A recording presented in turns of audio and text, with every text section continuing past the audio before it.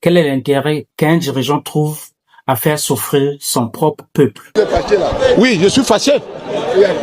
Parce que diriger un pays par la tyrannie peut sembler aberrant d'un point de vue moral ou démocratique. C'est clair et net. Mais pour celui ou celle qui exerce le pouvoir, il y a des avantages stratégiques, du moins à court terme ou du point de vue de l'autocrate. Déjà, la première chose, c'est le contrôle absolu.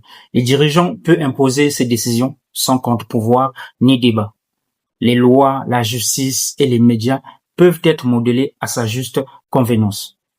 Il y a autre chose aussi, le maintien du pouvoir.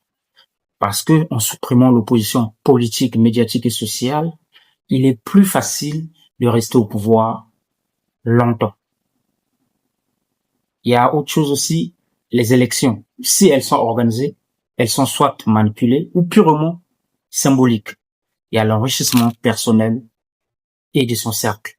Il y a l'accès aux ressources de l'État qui peut servir à s'enrichir et à récompenser les alliés.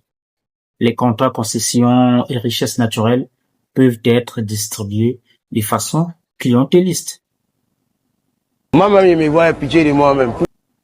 Autre intérêt, souvent, c'est la rapidité des décisions. Ces dirigeants, ils n'ont pas besoin de consensus parlementaires ou des négociations avec d'autres partis.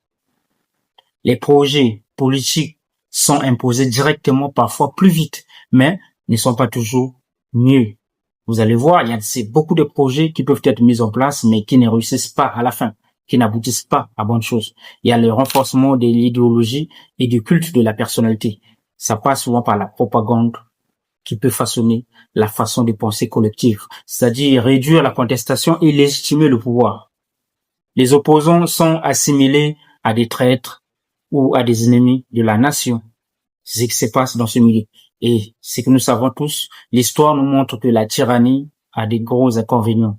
À long terme, souvent c'est l'instabilité, la corruption, l'isolement international, la stagnation économique. Et à la fin, c'est quoi? La colère populaire. Lente et tôt ou tard, le pouvoir peut se retourner contre le tyran lui-même.